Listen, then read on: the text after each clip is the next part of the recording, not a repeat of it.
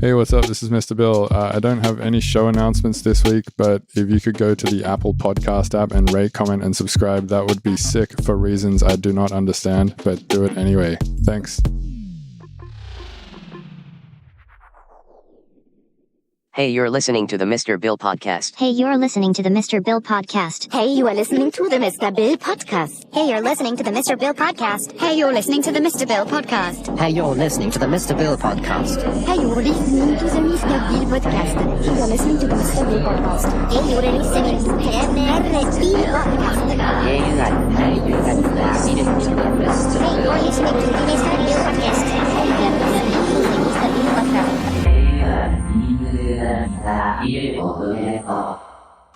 All right, it's recording. Check. Yep. Cool, we're good. Yeah, man, welcome to the Mr. Bill Podcast. Thanks for coming on. Hey, thanks for having me, man. Yeah, I remember listening to your first episode with Andrew. Yeah, exactly. Yeah. I was like, shit, it'd be cool to hang out with these people. Yeah, And Andrew's cool. Then we you and I ran into each other just off chance. Yeah, the Cohen Sound Show. Yeah. Yeah, Andrew's sick, man. He's so he invited me up to Toronto just to I guess he just wanted to work on music. So I feel like artists get to this point in their career, and maybe you're at that point with your career too, where Andrew's kind of hit the point, it seems like, with YouTube, where he's kind of like, YouTube for him is like a very stressful thing. It's something that takes up like a lot of his time. You know, he's like planning videos for like months in advance, and then it's like a lot of recording, a lot of editing, just a lot of, you know, stuff, and it's just all stressful for him and whatnot. And I feel like touring is kind of that. All right. This is the first podcast splice in. I've never had to do this before. Fuck yeah, bro. So yeah, we're recording this in my living room and my roommates just walked through. Dude, I feel like this is the sketchiest podcast ever. It's just like literally wherever I can do them. It's in like hotel rooms, it's in like just friends' bedrooms and shit. Like it's literally just like a bunch of times I've just like been sitting on a bed in like my friend's bedroom, like talking to someone. Like, That's fucking awesome, bro. yeah, a lot of people are like, oh, you should do video too with the podcast. I'm like, trust me, you don't want to see that shit. It's literally just me sitting around with somebody else. I don't know, man. Your setup is it's pretty cool.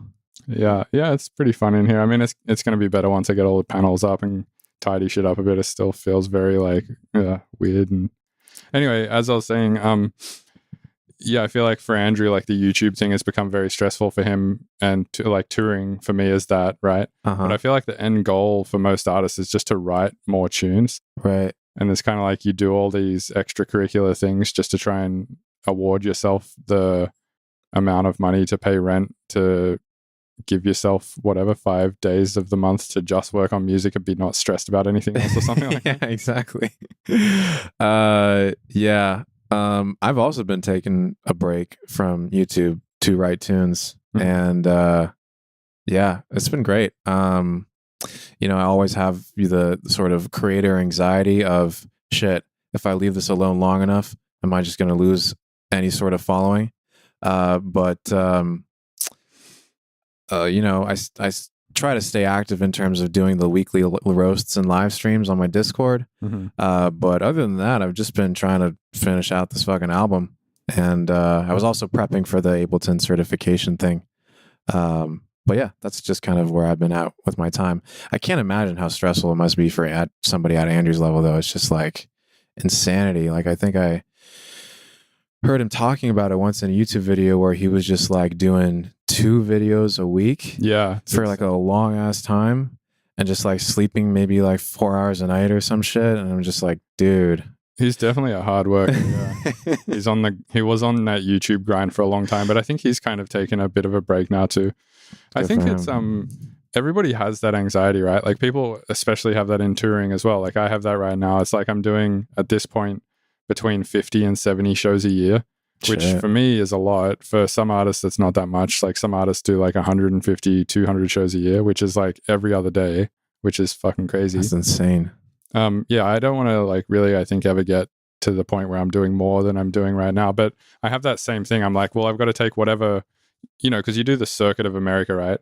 And by the time you finish doing the circuit, you're like back at the first city again. Mm-hmm. And then it's been, whatever, 4 to 6 months since you've been in that city. And it's like, you don't want to leave the plays between the city like too long, like you don't want to say play LA once every 3 years or something. You want to play it like, maybe twice a year, or do one big festival there and then maybe play it on your spring or your fall tour as well. So like you're kind of hitting all these markets a few times a year, or at least one time a year. Mm-hmm. And in America there's just so many markets because there's so many cities and shit like that.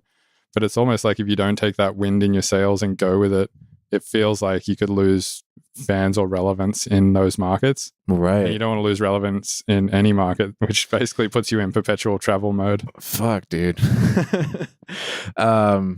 Yeah, I want to get into playing shows. I mean, that's sort of my goal for, after I release this album. But for example, I was listening to your episode with, what was his name? He was the guy who lives in Utah. Squanto. Yeah. Conspiracy theory guy. Yeah. So he's the opposite, right? Like he was at that level where he was doing like 150 or 200 shows a year. Yeah, for sure. And now he's like, fuck this, I want to go and teach and do YouTube and shit. Right. Like so we're gonna like switch places, and I'm probably gonna oscillate back. But yeah, I mean, I think what it is it's like you see the end result that other people have. Yeah. So in your case, it's like seeing, say for instance, Moody Good like playing to a bunch of people, or Cohen Sound playing to a bunch of people. You see that end result, but you kind of forget about the A to the B point, which is like this huge fucking grind, right? Where you're doing a shitload of shows and literally like working your ass off on music and like having existential crises about mix downs all the time, and like, for sure. Putting an album together is like fucking hugely stressful as well, especially if you're on a deadline too. Where So I think, Squanto has this idea that, if I get into teaching and YouTube, that will like, belay all this stress off me or whatever. But I think he just doesn't, he just sees the end goal that some people have in the teaching community or whatever, and like forgets that there's maybe some sort of grind there too. And then by the time you've done the grind, you get to the end result and you're like, I fucking hate this thing now. Squanto, if you're listening, the 500th or 1,000th time you explain what a clip is to a new student, you kind of want to shoot yourself in the head. Yeah. But at the same time, though, I can't knock teaching too much, because it is very, very rewarding, especially if you're working with a student who you've been working with for an extended period of time, like a year and a half, or 2 years. I've had students that long, just to see the progression. And to see like the look on their face when they finally get how automation works, or they're finally happy with this sound and serum that they made, you just remember where that happened for you, and it's just super rewarding. So yeah, I love teaching. I think it's great. It's also really cool. I've had a couple of students where I've like, or I don't know, I wouldn't say I've really had students, because I really just had people watch my YouTube videos and watch the videos on my website and stuff like that. But it's really cool when somebody goes like, I pretty much learned Ableton completely off your Ableton videos. Yeah. And then they send you a track that they made and it's actually really fucking sick. Yeah, man. You're like, oh, nice. Also, there was this one guy in particular where I think I felt even more rewarded than any other person, where he was like, I literally learned English from your videos. He was like, I watched all the videos on your website and that's how I learned English. And I was like, that's even fucking better, because I wasn't even trying to teach that. That's fucking crazy, dude. I should have asked him if I could do like a Skype call with him or something, just to yeah, man. He's just like got my exact demeanor and shit. Oh man, making a bunch of Mr. Bill clones in like Uzbekistan or some shit. Yeah, that'd be sick. I mean, there's been people who've told me that they've like adopted like saying wowzers, or like even like my facial expressions from watching my videos so much, which at a certain point kind of becomes creepy. Oh yeah.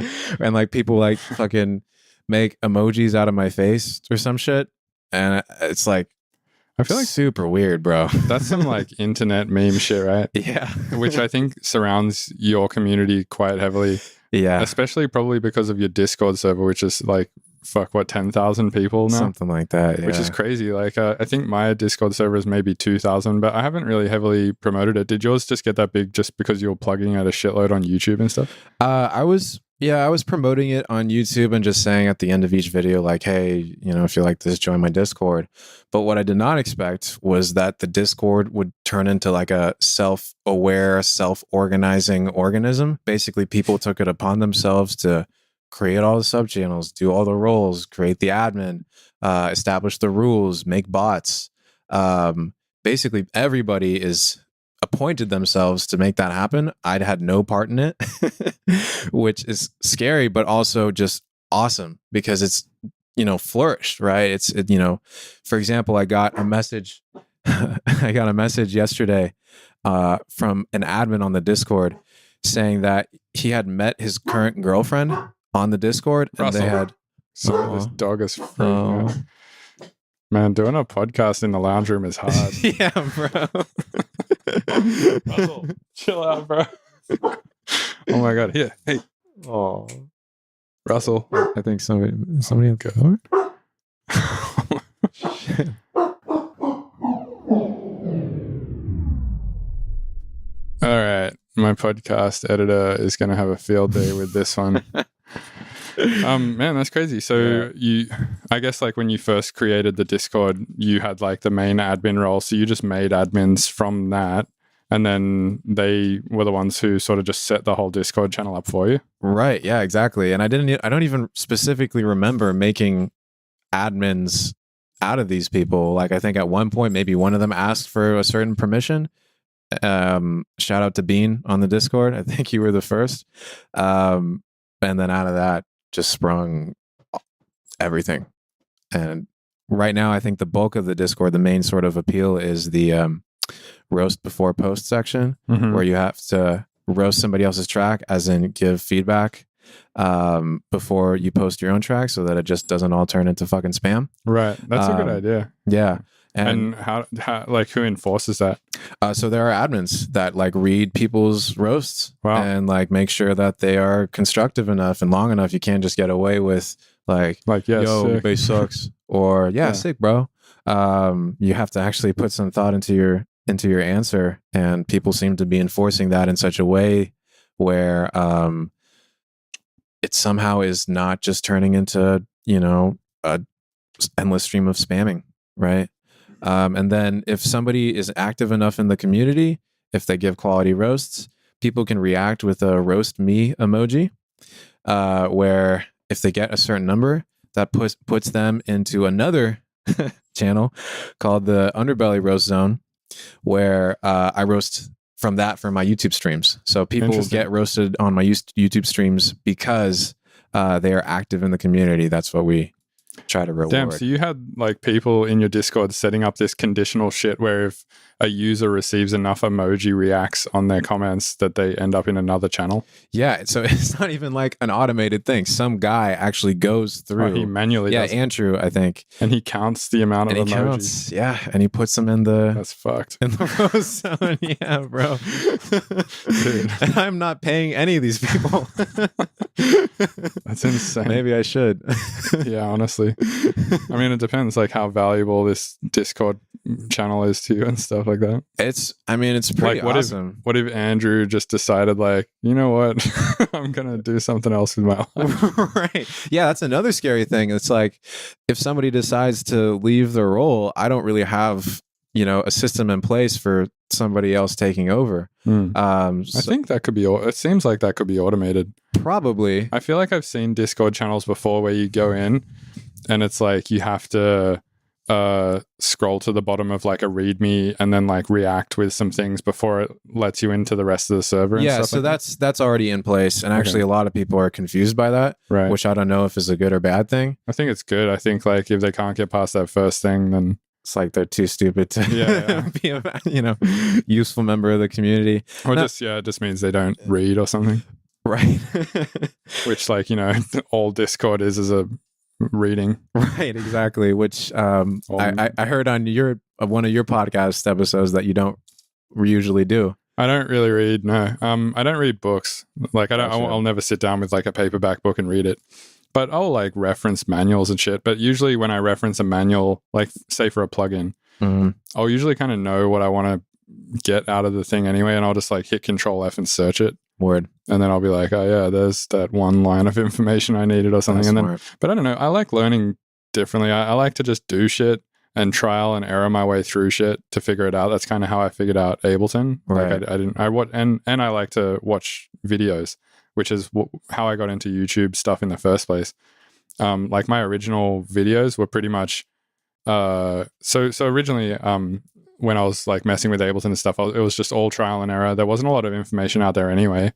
And I think Tom Cosm had like just uploaded his first couple of videos. Nice. And so I watched those and yeah, I don't know. I just feel like that for me is, or it was at least, and still seems to be the best way that I learn, either just doing shit or watching YouTube videos or, you know, short, punchy videos where it's like my attention span doesn't go elsewhere and whatnot. I don't know, yeah, I feel like I'm pretty bad with reading for that reason. I just get distracted. And also my comprehension with reading seems fucked too. Like I can watch a video once or listen to a piece of audio of somebody talking like 1 or 2 times, probably even just like one time, and get most of the information out of it. Whereas if I'm reading a line from a book, I have to read it like a ton of times before I even understand what that line is like trying to tell me.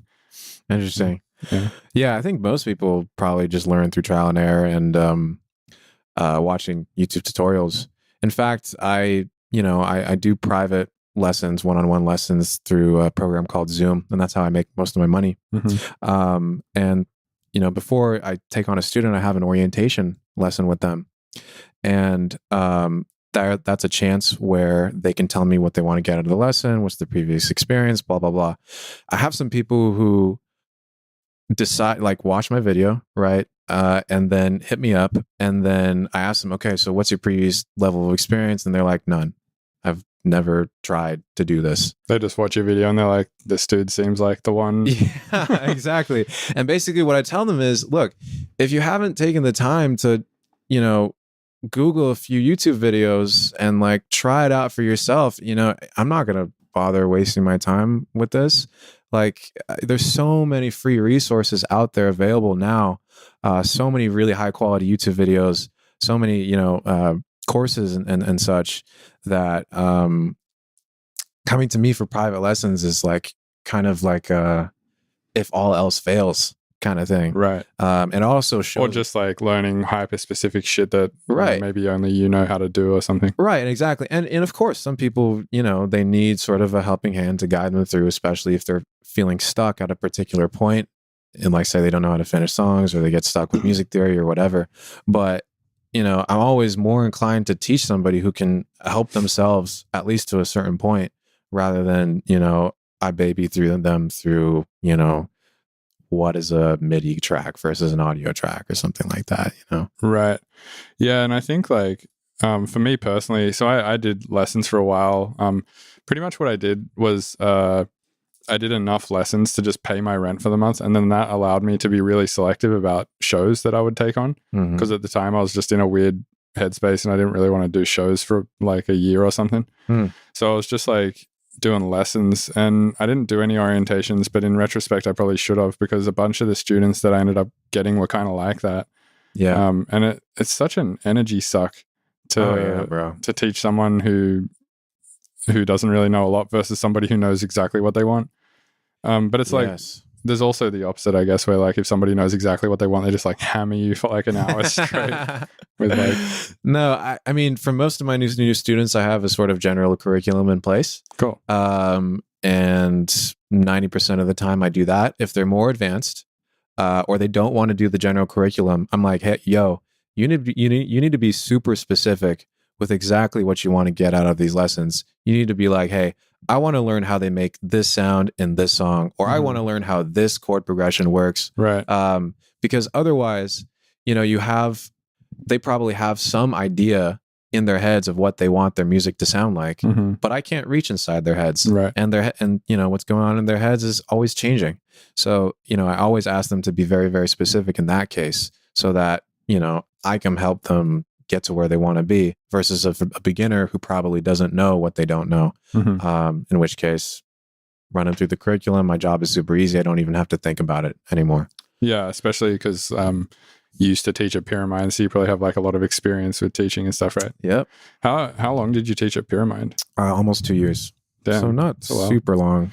Yeah, that's a while. So I taught at Berkeley in Valencia for just like I think it was 2 months, pretty much. I was filling in for my friend Ben, who developed the master's degree there for electronic music production, Sure. which was sick. It was fun. And I noticed that just after teaching 4 days a week for maybe 3 to 8 hours a day for 2 months, that my ability to teach got like shitloads better just in that amount of time. Fuck yeah, man. And also, I found it had this extra effect of like, just because you're trying to explain something that's like fairly abstract and complicated to somebody every day, like what is MIDI or like Right. something like that. It's not like a normal thing that exists in the world. Nope. Or it's not like a very easly visible thing that you can just be like, oh yeah, it's kind of like a TV, but smaller. And then you plug your computer into it and they're like, oh, a computer monitor. And you're like, yeah, exactly. Right. It's not something as simple as that to articulate. It's like more fucking abstract and weird. Yeah. So I feel like it made my ability to tell people about my feelings way better too. That's awesome, bro. Well, because they're also like really abstract, weird things, right? Yeah. That you can't just like liken to other shit, really. So it's I felt like I got better at just like I don't know, Just communicating in general. yeah, it just made my ability to talk better in general. That's awesome. Yeah, which I thought was really cool. So even like from a completely altruistic perspective, teaching for me is worth it for that reason or those reasons. Do you still? Not really. I want to get back into it, but touring has just become like so heavy in my life over the last like year, pretty much, to the point where like the last since January, pretty much I've been out and doing a show every Friday and Saturday for this whole year so far. I haven't had a weekend off yet. Shit. I get my first weekend off next weekend. Congratulations. Yeah, thank you. And then I only get 2 weekends off, and then it's back to every weekend again. Damn. Are you burnt off that? A little, yeah. Just going out every weekend is a lot. So, for instance, the weekend just been, I did 5 flights. The one before that, I did 6 flights. And they're not like short flights either. Like the first weekend was Philly. So this like right across the country and back. Right. The second weekend was Montreal, then Providence, and then back. So that's like again across and back. Last weekend was Detroit and Tempe, Arizona, and then back here. And then this weekend is Denver and then Orlando in Florida and then back here. Jeez, man. So there's like a lot of fucking going across the country and back. Right. Like, people plan trips that span across the country and back for like months in advance and do it like once or maybe twice a year. And then are like, oh, we went on vacation. It was a pretty big deal. It's like, dude, I literally make that trip every weekend, which is so fucked. I was also talking to my housemate a couple of days ago about like the emissions. I was talking with my girlfriend about that too, whether flying is like morally irresponsible because of the greenhouse gas emissions. So it's kind of fucked, but like my housemate brought up a good point, which was that it's only like 2% of the problem. Like the biggest problem is power, like coal and electricity and shit like that. That's what's causing like 70% of the problem. But I was chatting with Jan about this, and she brought up a good point, which is that like, yeah, but the average person doesn't really fly. So if everybody was flying, that would probably cause, a much bigger issue. So yeah, definitely. I heard some fucked up statistic like flying from LA to New York and back, or maybe even just one way, is the equivalent to 12 months of like someone driving a car. Jeez. Just fucking mental. Yeah, that is mental. I hear that it's if you're gonna fly, it's better to take longer flights with fewer layovers because up to 25% of all emissions happen when the thing is just taken off or getting back down. So I mean, you could try minimizing like the layovers, which is probably just better for you anyways. Yeah, layovers are terrible. I always try to avoid them if I can, just because it's like when a flight's delayed, it's always happening on a connection, I feel like. Right. Like you connected somewhere and then it's like, now there's a snowstorm all of a sudden. And you're like, God damn. Yeah. Especially on the East Coast at this time of year as well. So many delays over there because of the shitty weather. Right. Except Florida, that's on the East Coast. Well, right? Here's the thing. You keep flying more, the weather's going to get warmer, less delays for more flights. Oh, that's a good point. Yeah, if I just do enough flying, destroy the planet enough, it'll never get cold. There'll be no delays. That kind of reminds me of that Bill Burr joke where he was like, every time I go through I can't remember the exact joke, but basically the premise of it was that he thinks that every time you go through the airport and you have to put your arms up in that machine and it scans you, the millimeter wave scanner, he thinks that that's like slowly cooking everybody because the TSA don't actually want their jobs or something like that. So he's like, yeah, we're just slowly cooking the audience kind of until everyone's dead and then we don't have to do this anymore. Nice. I think I was hearing on your podcast that, you know, there's some talk or conspiracy or something like that, you know, the whatever x-rays from outer space or, you know, plowing through your body if you're, you know, flying constantly, which may or may not be true, but it's not true. It's not true. No. So this guy originally who told me this, his name was Tommy, and he writes music under the name Broken Note, which is like he's a part of the Slugwife crew, like with Cursor and Sepper and stuff like that. Cool. He told me that. He's like, oh yeah, every time you take a flight, it's the equivalent to like 23 x-rays or something. And I was like, whoa, that's fucked. And I didn't like bother to check the information. I was just like, he sounds legit. Yeah. But then I like said it on a podcast, and then somebody in my Facebook group, which is called the Belegal Immigrants, posted an article and was like, yeah, it's totally not true. Bullshit. Yeah. I mean, it's still not good for you flying that much. Yeah. So the thing that is like the worst, there's the two main things for me is I'm tall. So it like pushes my legs into the back of the seat if I'm flying just regular economy, which I mostly am, which like fucks my hips up. Like every weekend when I get back on a Monday, I'm like, shit, I have to like go to the gym and like stretch out a bunch and do some workouts and shit to like unfuck my hips basically. Damn. And so there's that. And then also the second thing is usually every Sunday night, Monday morning, if I've been doing a lot of flying that weekend, my throat is pretty fucked too because of all the recycled air on the plane. It's just super dry. Yeah, my throat just gets really dry from it, even though like I'm pretty good at drinking lots of water and stuff. Right. It's just, I don't know, circulated air for 5 hours is not... Just everybody's farts. Yeah, literally. Swallowing. Pretty much, yeah. You're just like swallowing people's farts for like many hours a weekend. Sick. This is why DJs are like, you know what, fuck touring. Right. I honestly think the main reason why DJs eventually go like fuck touring is because of flying. Yeah. I think that's the number one reason that it pisses most people off. I think you were talking about like I think you took a bus tour one time. Yeah, it was sick. Which is a lot better, it seemingly. Super sick, yeah. It's just, but it's also way more expensive. Right. So it's like when you take a bus tour, you'll have like a crew of people with you. So, you know, if you're taking a bus, like you're not just going to take a bus just because it's you playing music off a laptop, right? Like if you're doing a bus tour, you've usually got like a lighting setup or a big visual setup. Totally. And you've got like a tour manager and you got like a lighting guy and a sound guy. And then like maybe I was with Beats Antique, so they were a 3-piece band. Plus they had like dancers and shit. Because they were like sort of this big theatrical show, and they had a sound guy, a lighting guy, a tour manager, and then a whole like other thing of gear that they were towing around too, which was just I think full of lighting, and I think they might have had their own mixing desk or something too. Fuck. So they had like it was a full setup, and then obviously a bus driver too. Well, we'll see how long that plays out for in the next 5-10 years, but yeah, what bus drivers? Yeah, because you can just automate that shit probably. Oh, that's a good point, actually. Yeah, maybe they could automate it and it becomes way cheaper. I'll just do bus tours. Or just open for really big artists all the time. Yeah, I mean, never tour solo. Well, that'd be fucking sweet for sure. But yeah, it's so good because you literally like finish the show.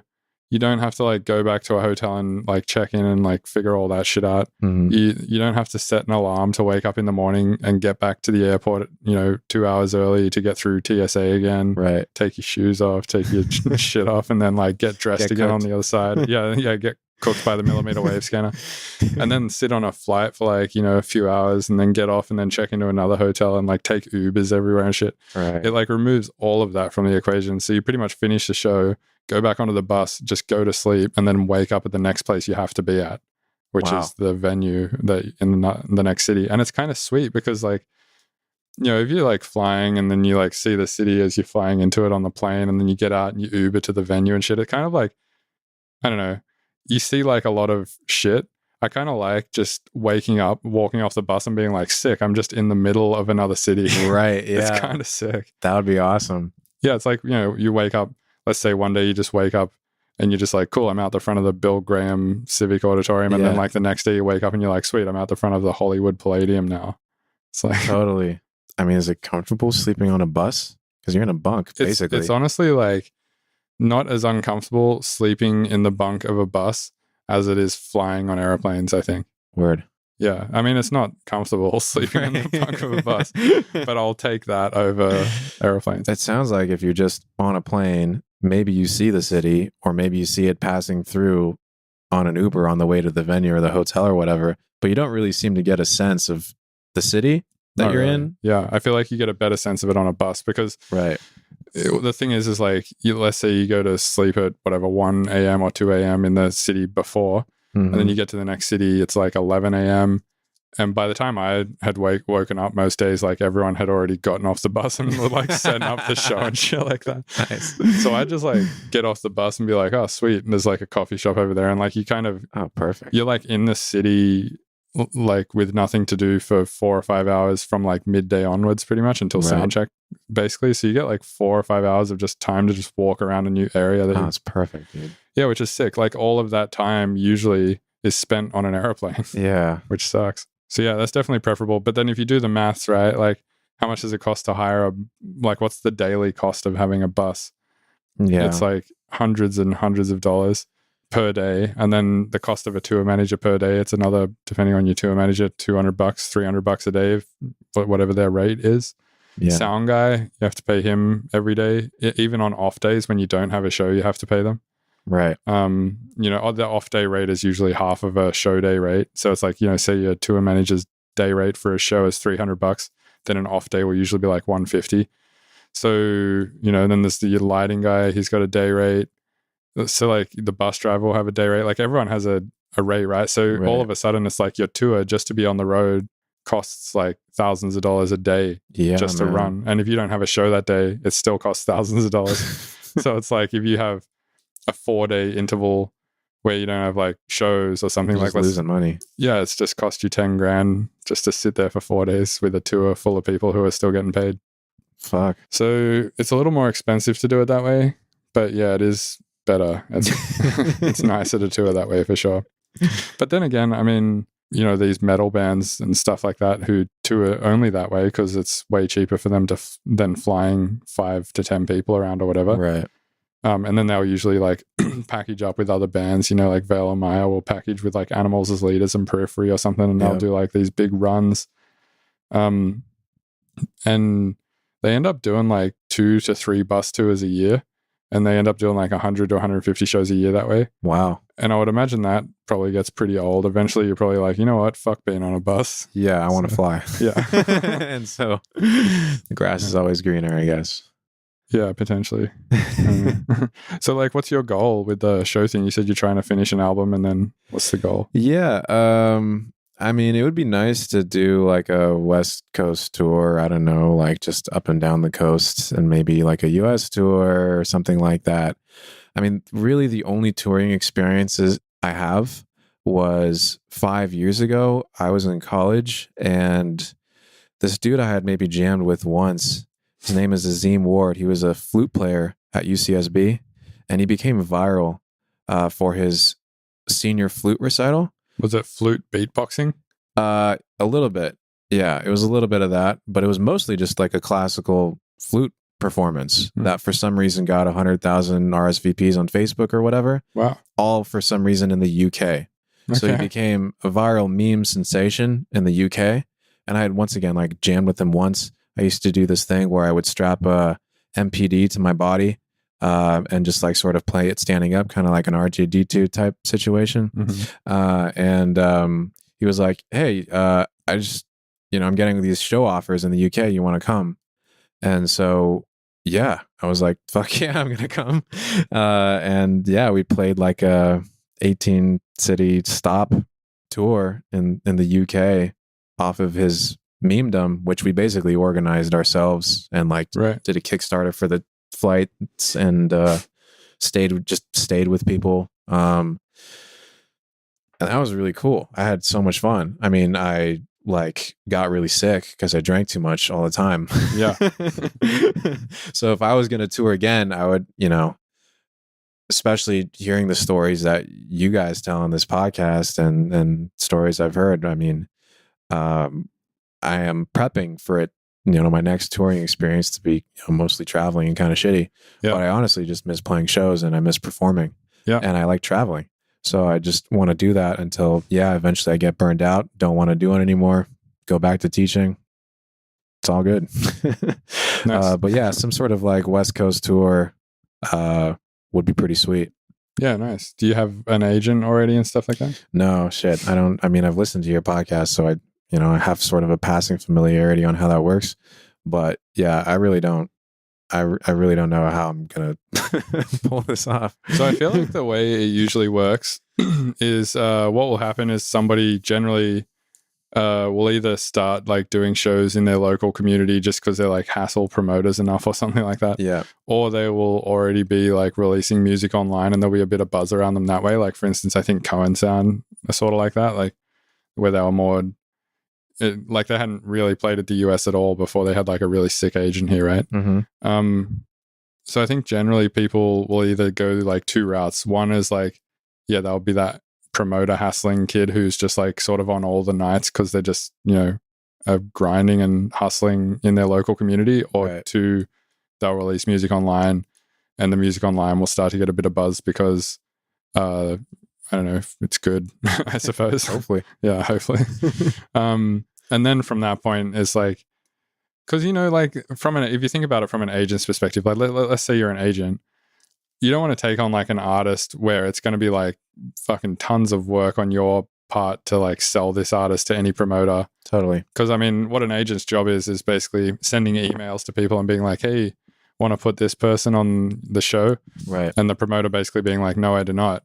And then them being like, here's a bunch of reasons why you should. But if they don't have good reasons for why they should, Yeah, absolutely. then it's just making their job harder. And agents already have to hustle hard enough, so like they don't want to make their job any harder than they needs to be, I guess. So yeah, that's exactly what I need to do first. I need to write the fucking music, mix it down, master it, promote the shit out of it online, and then hopefully out of that I will be reached out by an agent or something like that. I think usually the way it happens is like you would have a manager and the manager would like shop you to agents and labels Right. and stuff like that. Or sometimes like if you released music on like a label, Mhm. sometimes that label would have an into an agency or something like that. Yeah.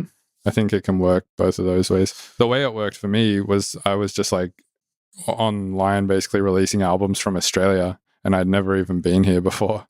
And I was just posting shit all like I released, I don't know, tons of albums and tons of collabs and shit like that. Uh-huh.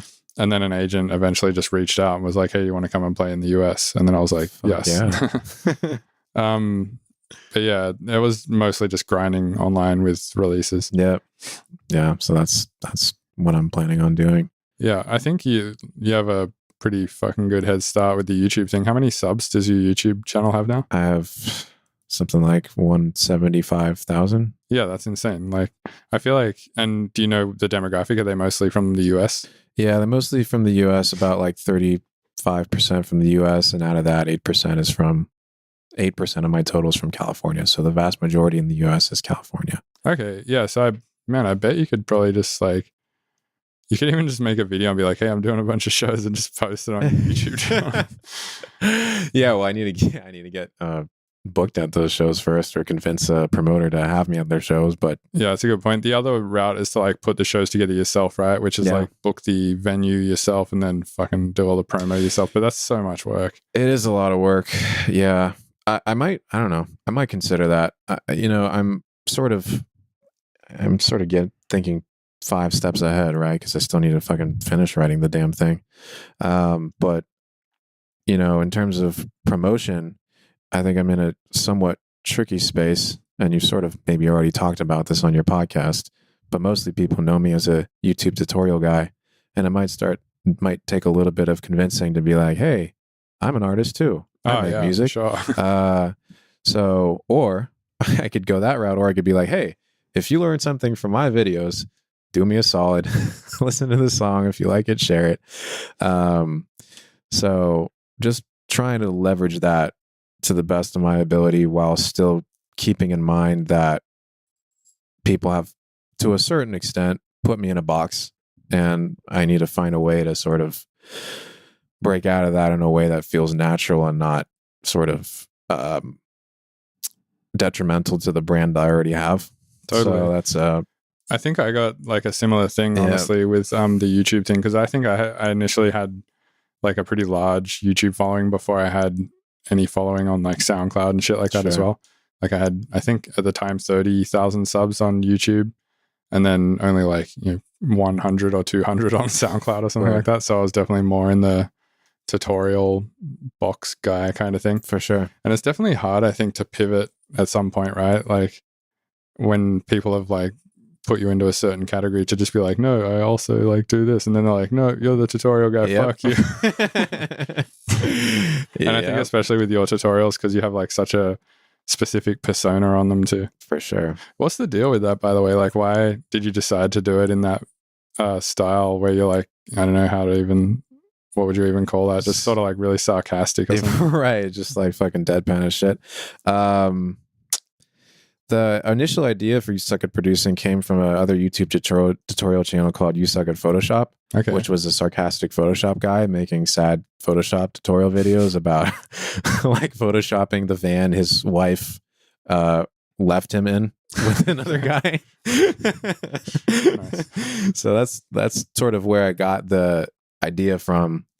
And I don't know, it just kind of stuck, and I had fun playing a character. But it is a little strange. I mean, it just happened now where, your homie met me in real life after watching my videos and was like, oh, you're an actual human being. and it's weird for people. Yeah. And like, I sort of don't quite know what it would be like sort of presenting myself on stage. If people already know me in that sense, like I could either do the act on stage, which is something that I was thinking about doing, or I could just be like, hey, fuck it. That's my YouTube tutorial persona. Here, I'm here to just play fucking music. I'm not here to fucking say wowzers. Yeah, totally. Yeah, that'd be fucking weird if like you're about to you're playing music and everyone's just like, say wowzers. Yeah, bro. Because I mean, I've seen it. I once again, my previous only touring experience was with Azim, and people came to his shows because he's a meme. Because people saw him on the internet, thought he was funny, didn't really give a shit about our music, but just wanted to take hella Snapchats with him, Right. And sort of flex on their friends that they're hanging out with a real life meme.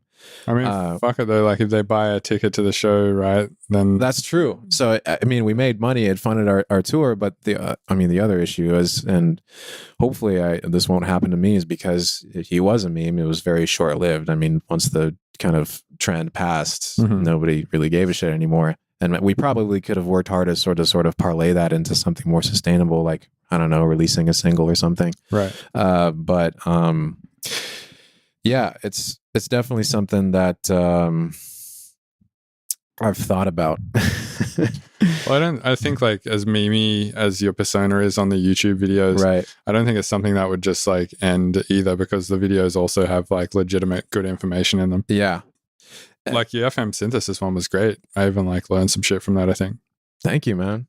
Yeah, Appreciate it's that. good. I've learned so much from your videos, man. Nice.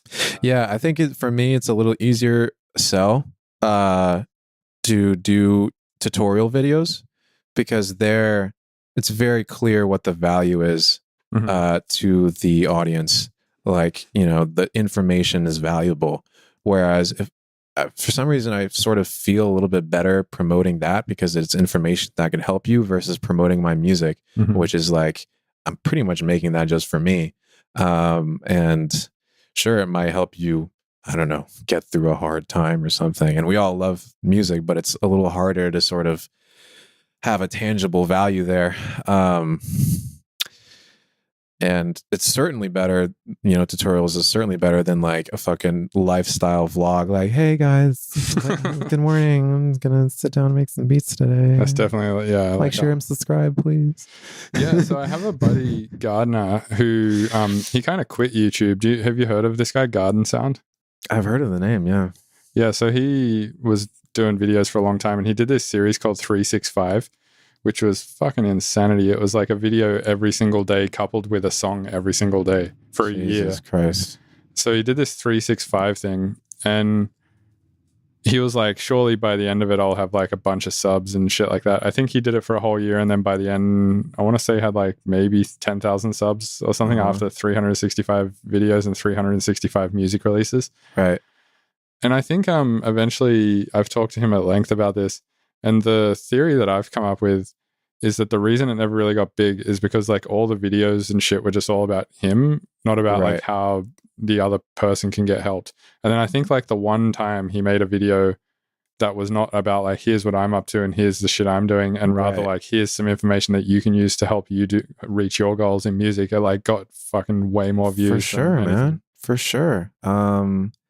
Yeah, I don't really talk about myself in any of the videos. Like sometimes I want to promote a release, so I do like a video breaking down the song, or I do like a remix contest out of the song and sort of engage the Discord there. But I don't know, the last video I put out like a couple months ago was like how to write lo-fi hip-hop chords. People care about lo-fi hip-hop and they want to learn how that works, because that's like a huge genre, and that, you know, that popped off. So yeah, I think just doing a video every day and sort of blasting people with yourself, I'm not sure if that is the best way of going about it, because I also did like senior year of high school, I posted a beat every day for a year. And that didn't do shit for my numbers. So, you know, you have to be really judicious about, you know, keeping a pulse on what people want to learn. Like if, you know, for example, lo-fi, that's a huge fucking genre. So people want to learn that. I didn't see a whole lot of lo-fi music theory tutorials. And so that was you know, an opportunity there. So yeah, it is, I think, a little bit easier of a sell if it's a genre or artist or sound that they're already interested in, rather than just yourself. Right. Yeah, for sure. Man, lo-fi is a weird thing. How do you feel about that as a genre? Oh, dude. You know what's funny is I totally shat on lo-fi in that video. Really? Why? How so? It's just like, you know, 24/7 chill hop. It's like modern Muzak. You know what Muzak is? I've heard the name. I don't really know. It's music specifically created for like shopping malls and like grocery stores, music that you're not really supposed to pay attention to. Yeah, like background music. Exactly. Yeah, it's just like boring. You know, it's just boring to me. Even though my two biggest releases, both over 1 million plays on Spotify, are on Chill Hop, which is like the biggest, you know, lo-fi hip hop label out there. And it's honestly perfect for Spotify. It's perfect music for Spotify because it rewards passive listening. It rewards just you pressing play on a playlist. All the songs more or less sound the same. And you get a bunch of plays, even though the person didn't really pay that much attention to the music. We still get the stream money for it. Yeah, and I still do get the stream money, even though I released it, you know, like 2 years ago. And I still get a check every once in a while.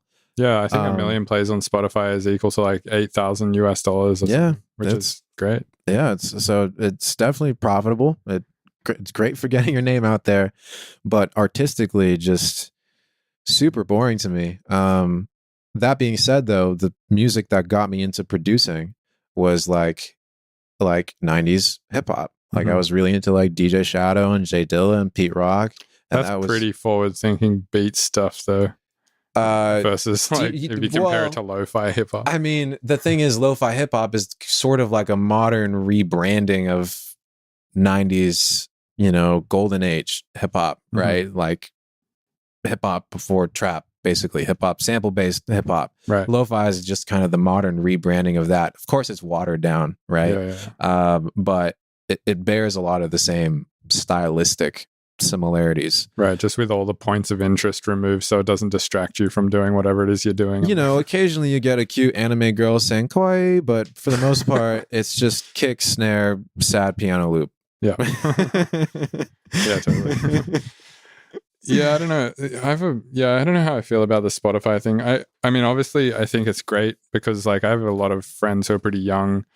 They're like, I don't know. I've got friends who are like 21, 22 years old who just like fucking shit out lo-fi hip hop tunes and chuck them on Spotify and all get millions of plays. Right. And they're like, yeah, sweet. I'm like 22 making $8,000 a month.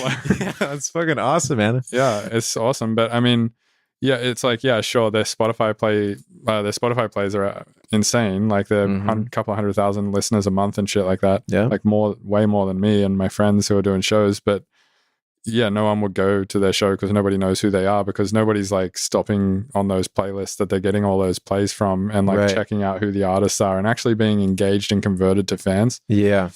So I just switched management, or I didn't really switch management. What happened is like the music industry is fucking weird, and my management company literally just got like absorbed by a bigger management company. Oh. So I basically went to a bigger management company. But you're still with Anand? Yes, I'm still with Anand, but his company Re-Evolution just got picked up by another company called Pivotal. Sick. So I think pretty much what happened was this other artist that Pivotal once had called Closey, she sort of blew up and got super big and then picked up by like an even bigger company, and then some shift around shit happened with this other company. I don't know. That's the other thing is, do you think YouTube people convert to ticket buyers? I don't know. I mean, the one time I did a masterclass in LA, I announced that on my channel and that sold out both days. But that's also not a show. That's like it's a different. It's more teaching. Exactly. Did you do that at Icon? I did that at Beat Lab Academy. Okay, I know that guy, the Israeli guy who runs it, right? I never met the guy who runs it. Is it Sidebrain? I don't know. I did a thing there once, and it was nice. Yeah, it was cool. Yeah. I think that's kind of different if you're doing a teaching thing for sure. Yeah. Then it's like people who are already engaged from you teaching, basically. Yeah, exactly. Yeah, I don't know how it could translate into ticket sales for shows. That's something I need to figure out. In terms of what could replace SoundCloud, there's a website called Audius. Have you heard of it? No, I haven't. So they're basically trying to be like the open source version of SoundCloud. It's all 320 streaming. There's no membership fees. They're basically just trying to make a new SoundCloud, basically. How that will play out, I have no idea. Will it just run into the same problems that SoundCloud ran into, as in no way to make money? Maybe. I don't know. But I think there is sort of a open void in the market left by the sort of slow death of SoundCloud. I agree. Or some sort of streaming service. Maybe Spotify could pick up the slack there and make it more social. Well, I don't know. That would kind of fuck up what Spotify is too, though.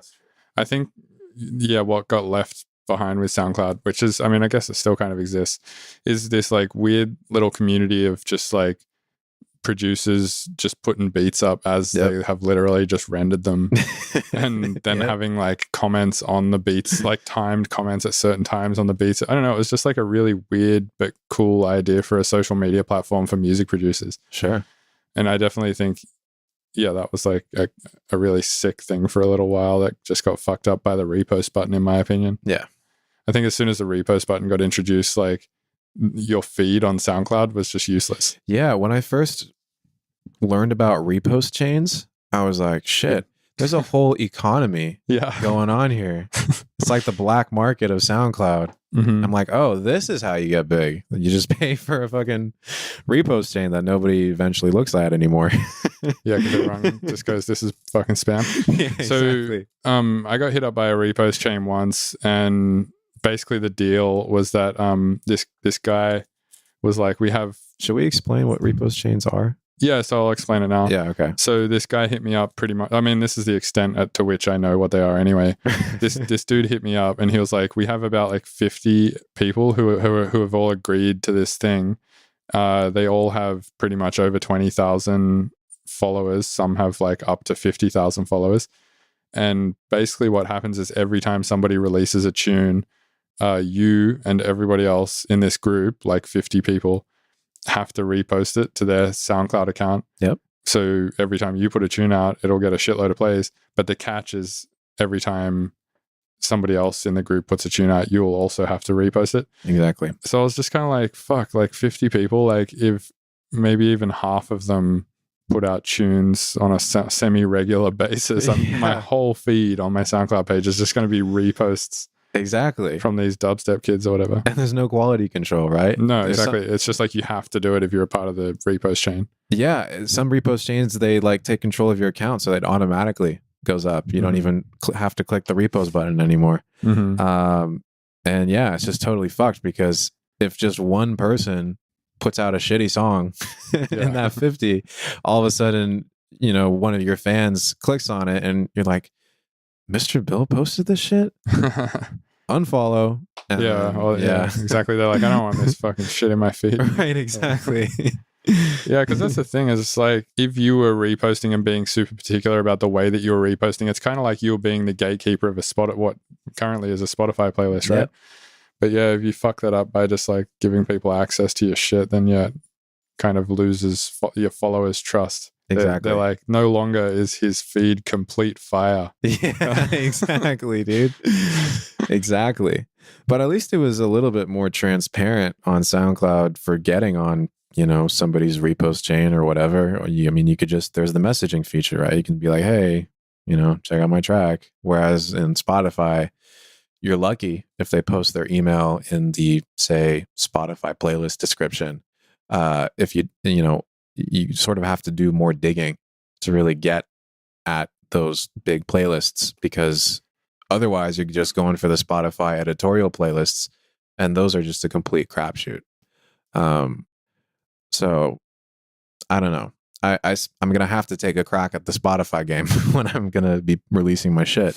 Well, it's still a place to put music. I think there's definitely still a small market of people who aren't on Spotify who still use SoundCloud as their main source of finding music and listening to music. For sure. Generally younger people, though, I think. I think like most of the middle-aged, like 30 to 40-year-old crowd have probably moved on to something like Spotify or Tidal, or, you know, because they have the $3 a month to spare on the subscription to Spotify. Right. All these like mid-20s people who are just like still producing at their parents' house or whatever, like $3 a month. Fuck that bullshit. Yeah, I agree though. I think somebody should like pick up the slack on the whip service. Right. Yeah. So I have high hopes for Audius. There's also another thing called Clip. Oh yeah, I know about Clip. Which, I actually met those guys. I went to their office in Austin. Nice. Yeah. Pretty cool. They definitely, I think, have the mentality of, we're trying to do all the shit that SoundCloud didn't do right, and still retain the shit that they did do right. But there's a few things that I don't think they're doing quite right. Like, I don't think you can make a playlist on there. You can't upload multiple tracks at a time. So if you're uploading an album, it's like, no way, pain in the ass. Right. Some shit like you can't put images with the track and stuff like that. Just a bunch of stuff like that, I think, could be better. But yeah, basically, like, whatever SoundCloud was before the repost button, when shitloads of people were using it, and they just shouldn't have changed it at that point. It should have just like stayed at that point where it was, and then I think it would have been sweet. Well, RIP SoundCloud. Yeah, I mean, it's not quite dead yet. But I think this Audius place, like, where they'll run into issues, and I think maybe where SoundCloud was running into issues money-wise, is that if you just have that much streaming going on, there's got to be like some crazy server costs or something, right? So it's like, how's that getting paid for? You're either just like sucking funding out of, like, I don't know, venture capitalists, or I don't know, entrepreneurs who think it's going to pay off someday and have a bunch of money for some reason or something like that. Yeah, I think even Spotify is not profitable yet. Right. I guess either show ads to people or make people pay a membership fee is like the two options. Right. And I think SoundCloud does both now. Yeah. I mean, they did the membership options in the first place. Like, you would have the pay X amount of dollars to upload unlimited amount of music and stuff like that. Sure. I don't know if Spotify is profitable or not, but Jan and I Wikipedia'd the guy the other day who invented Spotify. And I think he's like 35 or something, and he's definitely pretty wealthy. Good for him. Yeah. He should make a second service called SoundCloud 2 and just make it. Well, he should literally just buy SoundCloud and just unfuck it. Oh, totally. If you had that much money, like, just buy SoundCloud and unfuck it, and then you own SoundCloud and Spotify. Like that's the real big dick energy move right there. Exactly.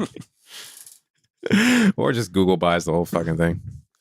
Yeah, Google or Apple or something. Yeah. If Google and Apple merged, would you call it Gapple? That's so gross. Yeah, it doesn't sound very good. Gamazon? Gamazon, yeah. There we go. Cool. Did you have any other things you wanted to mention or talk about? I guess I'm just curious what your day-to-day life is like. Like what do you do on an average day? So it's kind of depends on the month. This month has been a lot of shows. So Monday through Thursday, I've been like pretty strict about going to the gym down here and working out. Oh, fuck yeah, dude. Been doing that every day pretty much. And then I'll sort of just be like here mostly either working on set stuff or working on music. And also because I've been moving in, it's been a little bit of like, shifting shit around and trying to like get all my stuff moved in and for sure stuff like that. So that's been my day-to-day recently. And then the weekends have just been like, usually it's fly out on Friday morning, get back Sunday night. So I'll wake up at like my flight's out of San Francisco because I've been going to the East Coast. You lose 3 hours going to the East Coast plus it's a 5 or 6 hour flight. So my flights have been like 7 or 8 a.m. So I've had to wake up at like 5 a.m. the last few Fridays. Damn. And get to the airport. And then it's just been like flying around the East Coast doing shows and then coming back on the Sunday. And then the Monday starts again where I start doing my workout and write music routine. So that's mostly been this month. But on months where I don't have a lot of shows on the weekend, it's pretty much the same from Monday to Thursday. But then over the weekend, it's kind of just, it continues. Damn. Of just like writing tunes basically. That's awesome, man. Yeah, it's pretty good. It's ironic because I know you just moved here to the Bay, and my girlfriend and I are thinking of moving to Denver. That's a great place. We're actually gonna visit in like 2 weeks. Nice. Yeah, I'm flying there at 7:30 in the morning. That's awesome. Yeah. What should we check out there? I'm definitely gonna hit the Black Box because the Black Box is sick. It's the sickest like 300 person venue in the country, I reckon. Like there's no other venues that are that small and sound that good and just like have that kind of vibe and stuff. Right. Yeah, definitely check that out. As far as food goes, there's tons of sick restaurants. There's like these 2 places I really like that are actually vegan spots, even though I'm not vegan or vegetarian. One's called City City, the other one, and that's pretty much right next to the Black Box. And the other one's called Watercourse, which I think is just owned by the same people who run City City. What else is sick?